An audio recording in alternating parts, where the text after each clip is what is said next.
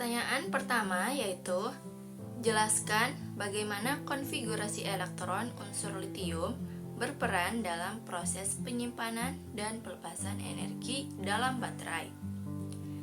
Litium-ion baterai tersusun dari 4 komponen penting, yaitu anoda, katoda, elektrolit, serta separator.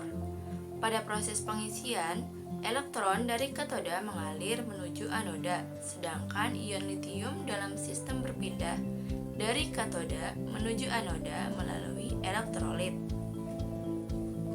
Selama proses pengisian ini, ion litium yang bergerak melalui elektrolit akan tersimpan di anoda, biasanya terbuat dari grafit, dengan menyisip di antara lapisan-lapisannya.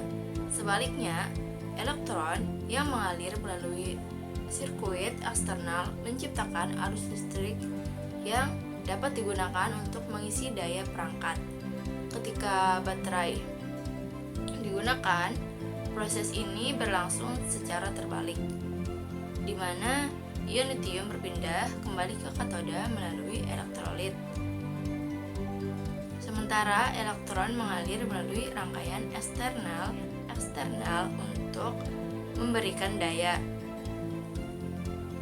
Efisiensi perpindahan ion ini sangat bergantung pada kualitas elektrolit dan separator yang bertugas mencegah hubungan langsung antara anoda dan katoda agar tidak terjadi korsleting dalam baterai. Selanjutnya, pada saat proses pelepasan energi, terjadi reaksi elektrokimia di mana ion litium bergerak dari katoda atau biasanya berbahan litium kobalt oksida ke anoda atau biasanya berbahan grafit atau karbon melalui elektrolit. Elektrolit berupa garam litium dalam pelarut organik memungkinkan perpindahan ion antara elektroda.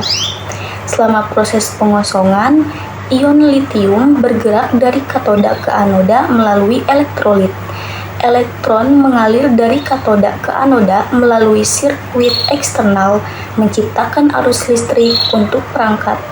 Di anoda, ion litium masih ke struktur grafit, menyebabkan anoda bermuatan negatif. Di katoda, ion litium terlepas dari struktur litium kobalt oksida atau deinterkalasi, menyebabkan katoda bermuatan positif. Proses ini berlanjut hingga konsentrasi ion litium di katoda berkurang dan menunjukkan baterai mulai habis. Pertanyaan selanjutnya yaitu terkait mengapa unsur lain seperti sodium mulai dikembangkan sebagai alternatif untuk menggantikan litium. Alasan yang pertama yaitu ketersediaan litium yang terbatas, di mana banyaknya permintaan terkait baterai ion litium itu tidak sebanding dengan ketersediaan litiumnya sendiri, di mana ketersediaan litium di alam yang terus berkurang dengan sangat cepat, serta distribusinya yang tidak merata di seluruh dunia menjadi salah satu alasan mengapa unsur lain seperti sodium mulai dikembangkan sebagai alternatif menggantikan litium. Nah, alasan yang kedua yaitu biaya sodium yang lebih hemat, di mana sodium merupakan unsur yang paling melimpah di urutan 6 di dunia atau di bumi, sehingga menjadi alternatif yang menarik untuk menggantikan litium tersendiri.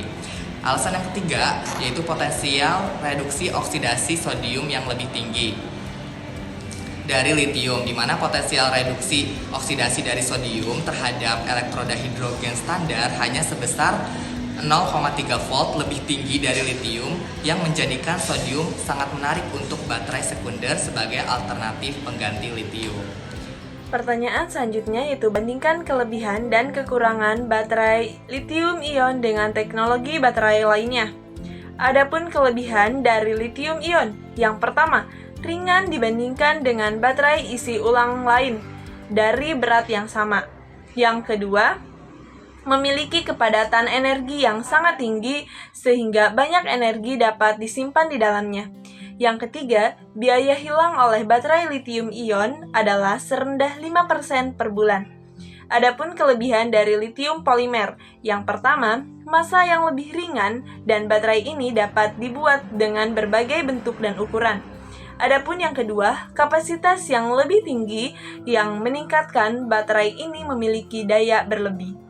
Yang ketiga, baterai litium-ion polimer menawarkan laju discharge yang jauh lebih tinggi. Adapun kelebihan dari lead acid, yang pertama itu kehandalan dan kemampuan bekerja yang sangat baik. Yang kedua itu mampu untuk menghadapi kondisi lambat, cepat, dan pengisian daya berlebih. Adapun yang ketiga, mampu untuk bertahan tidak aktif dan jangka panjang tanpa larutan elektrolit. Adapun kelebihan dari nikel metal hydride, yang pertama itu kapasitas cukup besar, kurang lebih 30% sampai 40% lebih tinggi. Yang kedua itu baterai nikel metal hydride kurang rentan terhadap memori, dapat diremajakan. Yang ketiga itu baterai nikel metal hydride ramah lingkungan. Racun yang dikandung itu pun ringan. Oke, selanjutnya kekurangan.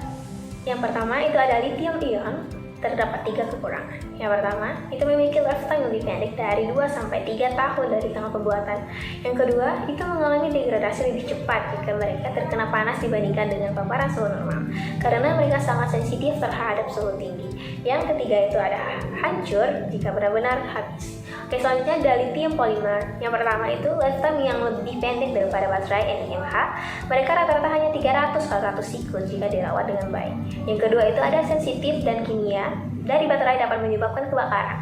Kadangnya baterai mendapatkan pull-nitrogen dan melepaskannya ke udara.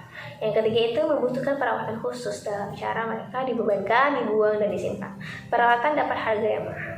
Oke, selanjutnya itu ada lead acid.